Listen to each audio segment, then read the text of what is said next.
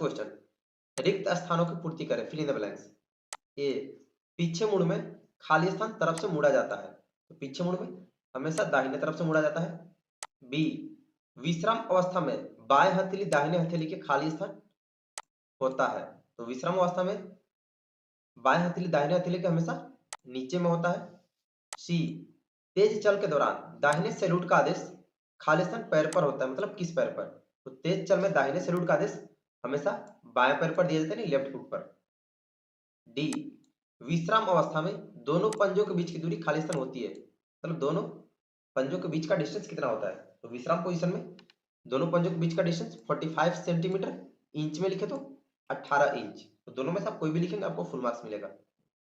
Second question, rank और file में क्या अंतर है, what are the difference between rank and file, तो दोनों को डिफाइन कर देंगे। रैंक का मतलब होता है इसमें कैडेट्स एक सीधी लाइन में साइड बाई साइड खड़े होते हैं एक दूसरे के बगल में, एंड इस तरह से रैंक में। और फाइल, इसमें कैडेट्स सीधी लाइन में सामने से कवर करते हुए एक दूसरे के पीछे खड़े होते हैं, मतलब इस तरह से सामने से कवर करते हुए एक दूसरे के पीछे खड़े होते हैं। ये फाइल का डेफिनेशन हुआ और ये रैंक का। अच्छे से सारा क्वेश्चन आंसर याद करेंगे, ठीक है, वीडियो को लास्ट तक देखेंगे और अपने फ्रेंड्स लोग को भी बोल देंगे अच्छे से प्रिपरेशन करें। थर्ड, वर्ड ऑफ कमांड की क्या विशेषता है, तो वर्ड ऑफ कमांड की विशेषता का आंसर होगा फर्स्ट पॉइंट, जोर से और साफ साफ बोला जाए। सेकंड, साधारण तथा ऊंची आवाज में बोले। थर्ड, लंबा फैलाकर शीघ्र बोले। और फोर्थ पॉइंट, दो भागों के बोलने के बीच कुछ अंतर हो। ये वर्ड ऑफ कमांड की विशेषताएं हुई। क्वेश्चन नंबर फोर्थ, अच्छे फायर के 4 बुनियादी वसूल क्या है, अच्छे फायर के 4 बुनियादी वसूल, इसका आंसर होगा फर्स्ट पॉइंट, लक्ष्य की स्थिति यानी एमिंग। सेकंड, श्वास नियंत्रण यानी ब्रीदिंग। थर्ड, गोली चलाना यानी फायरिंग। और फोर्थ, अनुगमन यानी फॉलो थ्रू। ये अच्छे फायर के 4 बुनियादी वसूल होगा। क्वेश्चन नंबर फिफ्थ, फायरिंग में ग्रुप का क्या अर्थ है, विस्तार से लिखे, क्वेश्चन 5 मार्क्स का आएगा या फिर 3 मार्क्स का। तो फायरिंग में ग्रुप का अर्थ होगा, ग्रुपिंग फायर में ग्रुप नापने में दो गोलियों की अधिकतम दूरी सेंटीमीटर में नापी जाती है। इस फायरिंग में पहली गोली का निशाना जिस जगह टारगेट पर लिया जाता है उसी निशाने पर पांचों गोलियां फायर करे तथा अपनी बाई की उंगली अपने स्थान पर जमाए रखे जब तक सभी गोलियां फायर न हो जाए। तो ये फायरिंग में ग्रुप का अर्थ होता है कि आप जिस पोजीशन से फर्स्ट गोली फायर करते हो टारगेट पर जिस जगह पे, उसी जगह पे पांचों गोलियां सेम पोजीशन में फायर करना है और दो गोलियों की अधिकतम दूरी मापी जाती है इसमें सेंटीमीटर में। क्वेश्चन नंबर 6, रिक्त स्थानों की पूर्ति करें। ए, 0.22 इंच राइफल नंबर 2 मार्क 4 का मजल वेलोसिटी खाली स्थान होता है, तो 0.22 का मजल वेलोसिटी 1030 फीट प्रति सेकंड होता है। बी, एमपीआई का मतलब खाली स्थान है, तो एमपीआई का मतलब होता है mean point of impact. Question number C, 7.62 SLR की भरी मैगजीन के साथ वजन खाली स्थान होता है, तो भरी मैगजीन के साथ एसएलआर का वजन 5.1 केजी होता है। डी, 7.62 एसएलआर का कारगर रेंज खाली स्थान है, and effective range of SLR, तो एसएलआर का इफेक्टिव रेंज गज में लिखे तो 300 गज, अगर मीटर में लिखेंगे 275 मीटर। क्वेश्चन नंबर 7, फायरिंग का सही क्रम लिखे या फिर पूछेगा अच्छे निशानेबाजी के सिद्धांत क्या है, तो दोनों का सेम आंसर होगा। फायरिंग का सही क्रम लिखे, फर्स्ट पॉइंट अच्छी पकड़, सेकंड अच्छा निशाना, और थर्ड अच्छा ट्रिगर ऑपरेशन यानी मजबूत पकड़, दुरुस्त शीश और दुरुस्त ट्रिगर ऑपरेशन अच्छे निशानेबाजी का सिद्धांत यानी फायरिंग का सही क्रम होता है। दोनों में से आप कोई भी तरीके से लिख सकते हैं। क्वेश्चन नंबर 8, सही गलत लिखे यानी ट्रू फॉल्स बताना है। फर्स्ट, नमामि गंगे गंगा नदी में एक नौकायन अभियान है, तो ये गलत है। सेकंड, राष्ट्र ध्वज का नारंगी रंग शक्ति और साहस का प्रतीक है, तो केसरिया रंग शक्ति और साहस का प्रतीक होता है, ये ट्रू है यानी सही है। थर्ड, खजुराहो कर्नाटक राज्य में स्थित है, तो ये गलत है। फोर्थ, महावीर चक्र भारत में सर्वोत्तम शौर्य पदक है, तो ये भी गलत है। भारत में सर्वोत्तम शौर्य पदक महावीर चक्र नहीं परमवीर चक्र है, यानी वीरता का सर्वोच्च पदक, तो ये गलत होगा। फिफ्थ, कारगिल लद्दाख का एक हिस्सा है, तो ये सही है, Kargil is part of Ladakh, ये ट्रू होगा। क्वेश्चन नंबर 9, सही उत्तर मिला यानी जोड़ी मिलान करें, इसमें आपको कभी भी क्रॉस से नहीं मिलाना, ठीक है, या तो आप ऐसे नीचे में आंसर लिख देंगे या फिर आप इसके बगल में आंसर लिखोगे, जैसे मैं आपको बताऊंगा। फर्स्ट है सेवन सिस्टर, तो सेवन सिस्टर मेघालय में फर्स्ट के बगल में ई लिख देंगे। सेकंड है गुलमर्ग, गुलमर्ग जम्मू और कश्मीर में स्थित है, तो सेकंड के बगल में डी लिख देंगे यहाँ पे। थर्ड है महावीर, तो महावीर का संबंध ये वैशाली के रहने वाले थे, तो थर्ड के बगल में सी लिख देंगे। फोर्थ है कोलार सोने की खान, तो ये कर्नाटक राज्य में स्थित है, फोर्थ के बगल में बी लिख देंगे। और फिफ्थ बच गया जयप्रकाश, तो लोकनायक के नाम से जयप्रकाश को जानते हैं, तो फिफ्थ के बगल में ए लिख देंगे, तो ये होगा मिलान करें इस तरह से। क्वेश्चन नंबर 10, इन राज्यों की राजधानी लिखे। 20 रुपए का पेपर बहुत ईजी होता है और इसमें से 50 to 60% डेफिनेटली आएंगे। अब सारे क्वेश्चन अच्छे से याद करना, ठीक है। एक मॉडल पेपर 2 पार्ट में होगा, 4-5 मॉडल पेपर अपलोड करूंगा। इन राज्यों की राजधानी, छत्तीसगढ़ की राजधानी रायपुर, सिक्किम, सिक्किम की गंगटोक है, उत्तराखंड की राजधानी देहरादून, डी राजस्थान की राजधानी जयपुर, और ई गुजरात की राजधानी गांधीनगर। तो आप लोग को राज्य राजधानी भी सारे याद होना चाहिए। क्वेश्चन नंबर 11 काफी मोस्ट बीबीआई, एनसीसी कैडेटों का राष्ट्र निर्माण में क्या भूमिका है? इसका आंसर होगा फर्स्ट पॉइंट गरीबी उन्मूलन, सेकंड सड़क निर्माण, थर्ड उच्च शिक्षा, फोर्थ मानव संसाधन विकास, फिफ्थ राष्ट्रीय एकता बनाए रखना, सिक्स्थ भ्रष्टाचार एवं बुराइयों को हतोत्साहित करना, सेवेंथ पिछड़े वर्ग के लोगों की मदद करना, और एट्थ पॉइंट धर्मनिरपेक्ष दृष्टिकोण एवं सहिष्णुता की भावना का विकास करना। तो ये राष्ट्रीय एनसीसी कैडेट का राष्ट्र निर्माण में मुख्य भूमिका है। तो आप कोई भी 5 पॉइंट एग्जाम में लिखोगे, ठीक है, क्वेश्चन 5 मार्क्स का पूछता है। क्वेश्चन नंबर 12, राष्ट्रीय एकता को जागरूक करने में आने वाले 5 मुश्किलों को लिखिए, यानी नेशनल इंटीग्रेशन में आने वाले 5 प्रॉब्लम को लिखना है।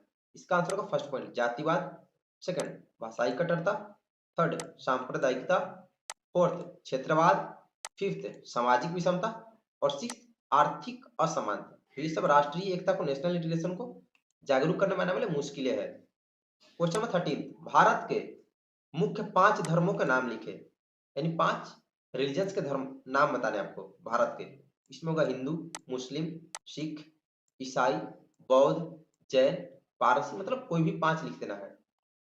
क्वेश्चन नंबर 14, एक अच्छे नेता के 5 गुण लिखे, write the 5 traits of a good leader.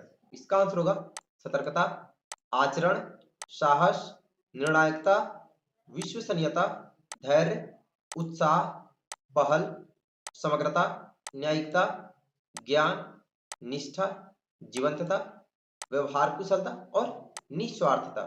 तो ये एक अच्छे नेता के गुण होंगे। तो कभी कभी 10 भी पूछता है, ठीक है, तो आप 12-14 याद रखेंगे। क्वेश्चन नंबर 15, अपने चरित्र में सुधार लाने के लिए आप क्या करेंगे, मतलब खुद में परिवर्तन लाने के लिए। इसका आंसर होगा फर्स्ट पॉइंट अपना आदर्श प्रस्तुत करना, सेकंड अपनी क्षमताओं का ज्ञान तथा उनमें सुधार, थर्ड सही और सामाजिक निर्माण, फोर्थ पॉइंट अपने अधीनस्थ व्यक्तियों को जानना। अगर आप लीडर हैं तो आपके अंडर में जो भी लोग हैं तो सभी को बारीकी से जानना, फिफ्थ अपने कार्य को अच्छी तरह जानना तथा सक्षम होना। आपका जो भी ड्यूटी होगा, जो भी कार्य होगा, उसको आप बढ़िया से जानिए कि आपका क्या फर्ज है, कार्य, और उसको करने के लिए आप में कैपेसिटी होनी चाहिए।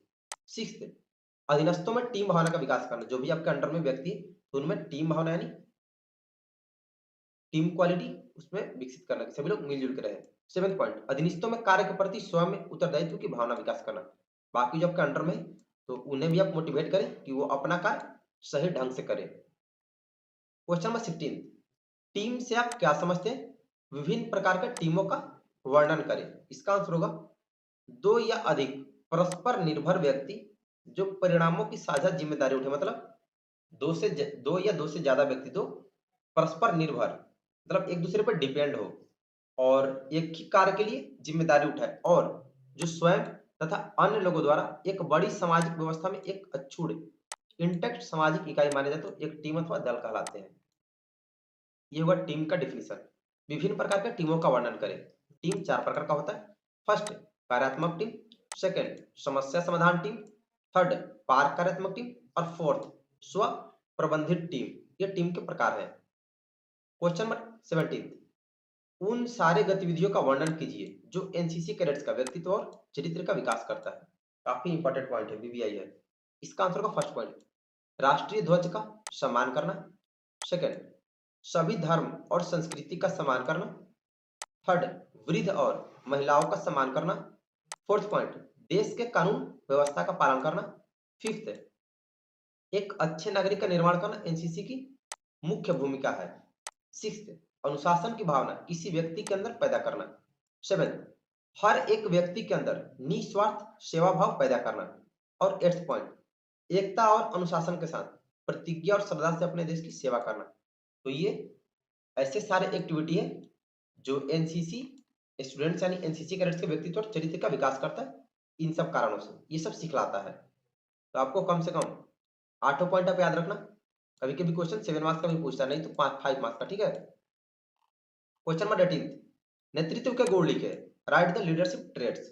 इसका आंसर होगा ईमानदार, निष्ठावान, उत्साही, अनुशासी, स्वस्थ, बुद्धिमान, धैर्यवान, साहसी, निर्णायक, तत्पर, सदाचारी, ऊर्जावान, दृढ़ निश्चय और पहल करने वाला। मतलब नेतृत्व के गुण मतलब एक नेता में कौन कौन सी क्वालिटी होनी चाहिए। तो नेता ईमानदार होना चाहिए, निष्ठावान होना चाहिए, उत्साह वाला होना चाहिए, अनुशासन में रहना वाला। तो ये सब पॉइंट्स होगा, ठीक है।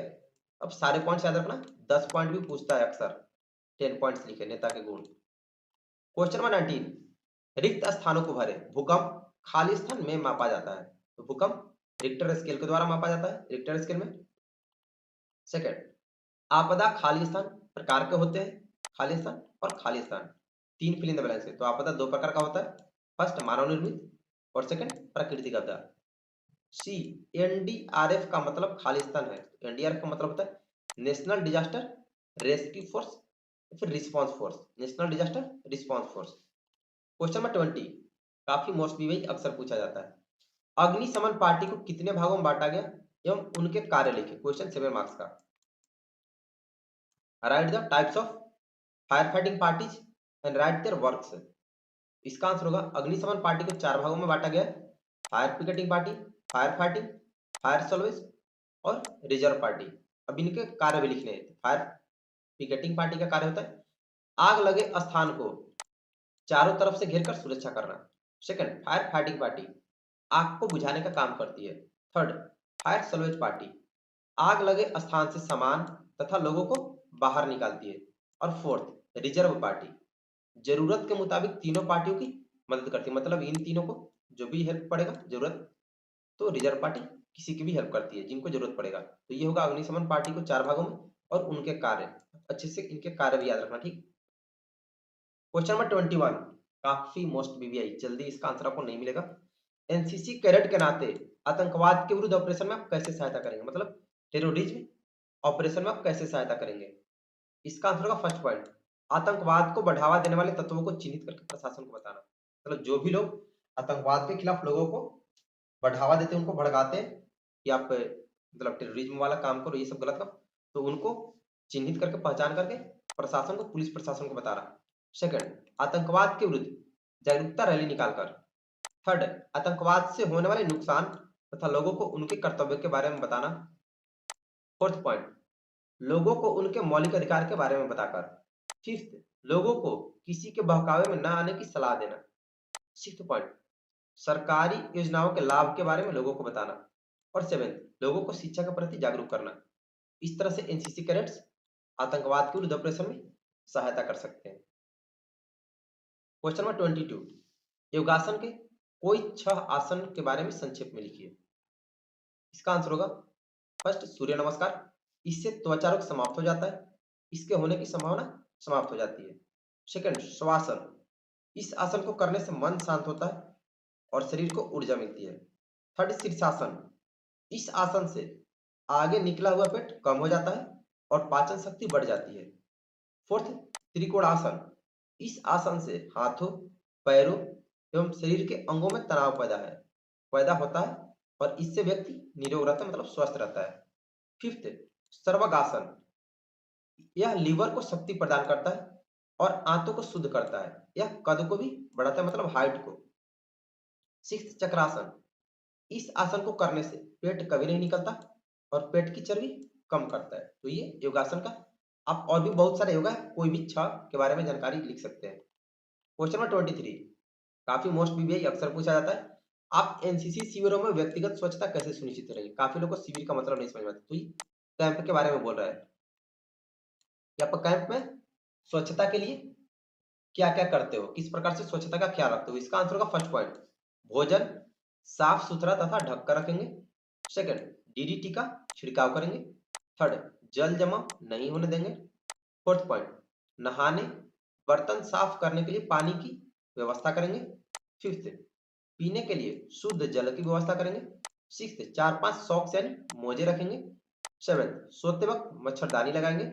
और एट्थ पॉइंट, शौच की उचित व्यवस्था करेंगे जिससे गंदगी ना फैले। तो कैंप में स्वच्छता के लिए सुनिश्चित उपाय इस प्रकार से करेंगे। 8 पॉइंट आप याद रखना, ठीक है। क्वेश्चन 5 to 7 मार्क्स का पूछता है,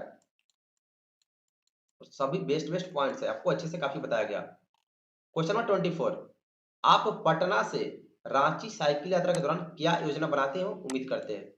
या पटना से रांची है तो मतलब कहीं से कहीं भी हो सकता है, ठीक है। तो सेम आंसर होगा। साइकिल यात्रा के दौरान आप क्या योजना बनाते हैं उम्मीद करते हैं, इसका आंसर होगा फर्स्ट पॉइंट।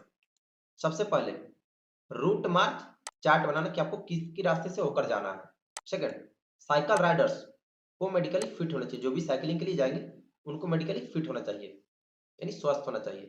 थर्ड, साइकिल और उसके स्पेयर पार्ट्स का सही कंडीशन, और साइकिल पूरी तरह से सही होनी चाहिए। फोर्थ, लोगों की संख्या के मुताबिक रोड पे फॉर्मेशन का ध्यान रखना। फिफ्थ, बीच में विश्राम और जलपान करने की जगह सुनिश्चित करना, मतलब आप बीच में, क्योंकि आप साइकिल यात्रा पे जाएंगे तो लॉन्ग डिस्टेंस के लिए जाएंगे तो बीच में आपको रुकना पड़ेगा, तो उसका पहले से जगह निर्धारित करें, कहाँ पे रुकेंगे, कहाँ पे पानी पियेंगे, नाश्ता करेंगे। सिक्स्थ, प्रशासन से लिखित रूप से अनुमति लेना, आपको पुलिस प्रशासन से लिखित रूप से लेटर वहां पे देना पड़ेगा, अनुमति लेना पड़ेगा, ताकि वो आपका सुरक्षा व्यवस्था का ख्याल रखे। और सेवेंथ पॉइंट, बीच रास्ते में पड़ने वाले सभी रिसोर्सेज जैसे NCC battalion, NSS, police station इत्यादि को सूचित करना। बीच रास्ते में जितने भी एनसीसी के बटालियन, एनएसएस ऑफिस या फिर पुलिस स्टेशन मिलेगा, आप सभी जगह पहले से सब जगह लेटर पास कर देंगे कि हम लोग यहाँ से इतने बजे गुजरने वाले हैं, ताकि वो आपका सुरक्षा व्यवस्था का ध्यान रखें। क्वेश्चन नंबर 25, टेक के आयोजन उपयोग में आने वाले वस्तुओं के नाम लिखें, मतलब ट्रैकिंग। ट्रैकिंग के दौरान कौन कौन सी वस्तुएं इस्तेमाल की जाती है, इसका आंसर होगा first, water bottle. Second, munching items. Third, backpack. Fourth, trekking shoes. Fifth, Swiss knife. Sixth, torch light. Seventh, hand sanitiser. Eighth, track pants और ट्राउजर। नाइन्थ, कैप यानी हैट। टेंथ, सन स्क्रीन यानी sunglass. 11th, track route chart यानी map यानी route march chart. और 12th, medical kit यानी स्वास्थ्य संबंधी जो भी दवाइयां वगैरह वो सब भी होना चाहिए। तो ये ट्रैकिंग के लिए इस्तेमाल में आने वाली वस्तु है। क्वेश्चन नंबर 26, वाटर हार्वेस्टिंग से आप क्या समझते हैं, यानी रेन वाटर हार्वेस्टिंग से। इसका आंसर होगा, वर्षा के जल को किसी खास माध्यम से संचय करने की प्रक्रिया को वर्षा जल संचयन कहा जाता है। या फिर क्वेश्चन पूछेगा वर्षा जल संचयन से आप क्या समझते हैं, तो सेम आंसर। विश्व भर में पेयजल की कमी एक संकट बनती जा रही है।